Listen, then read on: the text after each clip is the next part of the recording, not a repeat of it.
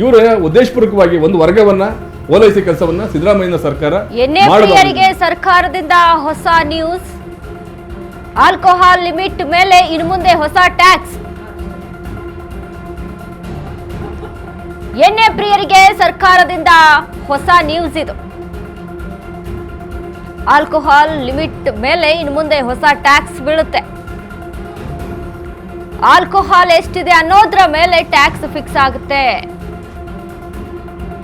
Breezer ಬಿಯರ್ನಲ್ಲಿ ಕಡಿಮೆ alcohol, ಕಡಿಮೆ tax. Whisky ರಮ್ನಲ್ಲಿ ಜಾಸ್ತಿ ಆಲ್ಕೋಹಾಲ್, ಸ್ಪಿರಿಟ್ ಅಂಶವನ್ನ ಗಮನದಲ್ಲಿಟ್ಟುಕೊಂಡು ಟ್ಯಾಕ್ಸ್ ರೇಟ್. ಹೊಸ ಅಬಕಾರಿ ಸುಂಕ ವ್ಯವಸ್ಥೆ ಜಾರಿಗೆ ತಂದ ಸರ್ಕಾರ.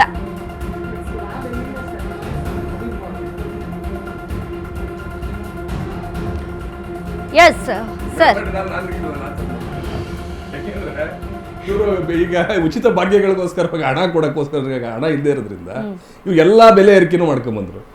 ಈಗ ಎಣ್ಣೆ ಕುಡಿಯೋರು ಅತಿ ಹೆಚ್ಚು ಸಾಮಾನ್ಯವಾಗಿ ಯಾರು ಶ್ರಮಿಕ ವರ್ಗದವರು ನೋಡಿ. ಆ ವಿಸ್ಕಿ ಮತ್ತೆ ಯಾವ್ದು ರಮ್ ಹೇಳಿದ್ರಲ್ಲ, ಅದು ಜಾಸ್ತಿ ಆಲ್ಕೋಹಾಲ್ ಕಂಟೆಂಟ್ 35% ಏನೋ 40% ಆಲ್ಕೋಹಾಲ್ ಕಂಟೆಂಟ್ ಇರುತ್ತೆ.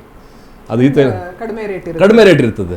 ಈಗ ಅವ್ರಿಗೆ ಟ್ಯಾಕ್ಸ್ ಹಾಕಿದ್ರೆ ಅವ್ನು ದುಡಿಯೋ ವರ್ಗ ಇಲ್ಲಿ ನಮ್ಗೆ 2,000 ರೂಪಾಯಿ ಕೊಡೋದು ಗೃಹಲಕ್ಷ್ಮಿಗೆ, ಗೃಹಜ್ಯೋತಿಗಿಂತ ಕೊಟ್ಬಿಟ್ಟು ದುಡ್ಡಿಸ್ಕೊಂಡು ಇಲ್ಲಿ ಅವನ ಹತ್ರ ಟ್ಯಾಕ್ಸ್ ವಸೂಲಿ ಮಾಡೋಂಥ ಇದು ಯಾವ ಧರ್ಮ ಇದು? ಅಂದ್ರೆ ಬಲಗೈ ಕೊಡುವಂಥ ಕಾಂಗ್ರೆಸ್ ಎಡಗೈನಲ್ಲಿ ನಮ್ಮ ಜೇಬಿನಿಂದ ಕಿತ್ಕೋತಾರೆ ಜನಸಾಮಾನ್ಯರಿಂದ. ಒಂದು ಆಮೇಲೆ ಬರೀ ಎಣ್ಣೆನೇ ಅವ್ರು ಜಾಸ್ತಿ ಮಾಡ್ತಾರೆ. ಈಗ ಹೊಸದಾಗಿ ಬೇರೆ ಬೇರೆ ಸ್ಲ್ಯಾಬನ್ನು ಬೇರೆ ಬೇರೆ ಇಂಡೈರೆಕ್ಟ್ ಆಗಿ ಎಣ್ಣೆ ರೇಟ್ ಜಾಸ್ತಿ ಮಾಡಲಿ, ಆದರೆ ಅಲ್ಲಿರೋ ಆಲ್ಕೋಹಾಲ್ ಕಂಟೆಂಟ್ಸ್ ಎಷ್ಟೈತೆ ಅದ್ರ ಮೇಲೆ ನಾವು ಮಾಡ್ತೀವಿ ಅಂತಂದ್ರೆ ಏನರ್ಥ ಇದು? ಅದೊಂದು.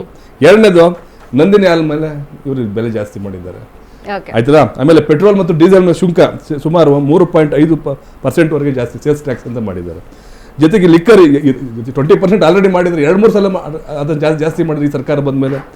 ಆಮೇಲೆ 4 ಬಾರಿ ತೆರಿಗೆ ಹೆಚ್ಚಳ ಮಾಡಿದ್ದಾರೆ ಬಿಯರ್ ಮೇಲೆ, ಅದಾಯ್ತು. ಆಮೇಲೆ guidelines to the registration of properties ಈಗ ಮತ್ತೆ ಅಲ್ಲಿ ಜಾಸ್ತಿ ಮಾಡಿದ್ದಾರೆ.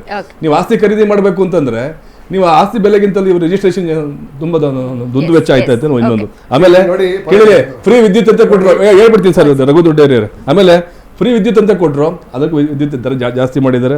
ಆಮೇಲೆ ಆಸ್ಪತ್ರೆ ಬಳಕೆದಾರರ ಶುಲ್ಕ, OPD ಮತ್ತು ಬೆಡ್ ಶುಲ್ಕ 15% ಮಾಡಿದ್ರು. ಏನ್ ಬಿಟ್ಟಿದ್ದಾರೆ ಹೇಳಿ ಕಾಂಗ್ರೆಸ್? ಅಲ್ಲ ಏನ್ ಬಿಟ್ಟಿದ್ದಾರೆ ಮೇಡಮ್?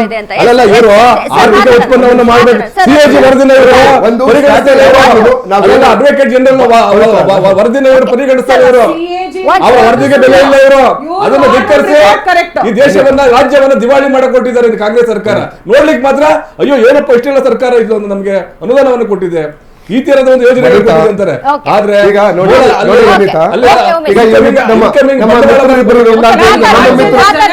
CAG ವರದಿ ಕೊಟ್ಟಿರುವಂತಹ ದಾಖಲೆಗಳನ್ನ ನಾವು ರಿಪೋರ್ಟ್ ನಾವು ನಂಬಬೇಕಾ?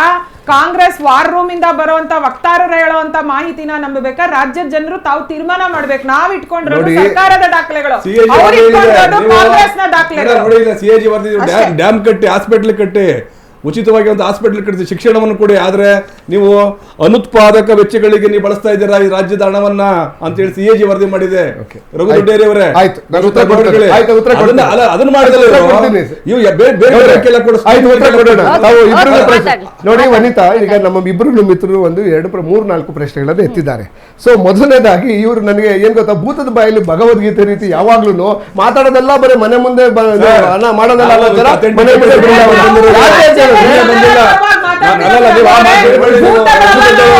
ರಾಜ್ಯದ ಜನತೆಯ ಪರವಾಗಿ ಅಪೋಸಿಷನ್ ಯಾವಾಗ್ಲೂ ಮಾತಾಡೋದು ಭೂತಗಳಲ್ಲ.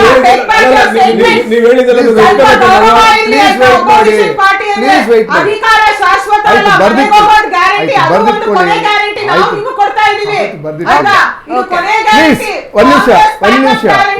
ನಾನು ಅದು ನೀವು ನಿಮ್ಮ ಮಾತಾಡುವಾಗ ನಾನು ಡಿಸ್ಟರ್ಬ್ ಮಾಡಕ್ಕಾಗಲ್ಲ ಅಂತಲ್ಲ, ಬರ್ತದೆ ಪ್ಲೀಸ್. ಓಕೆ ನೋಡಿ, ಒಂದ್ ನಿಮಿಷ. ದೆವ್ವಭೂತ ಅಲ್ಲ, ಅದು ಗಾದೆ. ಓಕೆ, ಕರ್ನಾಟಕದಲ್ಲಿ ಕನ್ನಡದಲ್ಲಿ ಆಡು ಭಾಷೆ. ಓಕೆ, ನೀವು ಮಾತಾಡ್ಕೊಳ್ಳಿ ಪ್ಲೀಸ್. ನೀವು ಪ್ಲೀಸ್ ಆಯ್ತು, ನಿಮ್ ಸಮಯ ಮಾತಾಡಿ.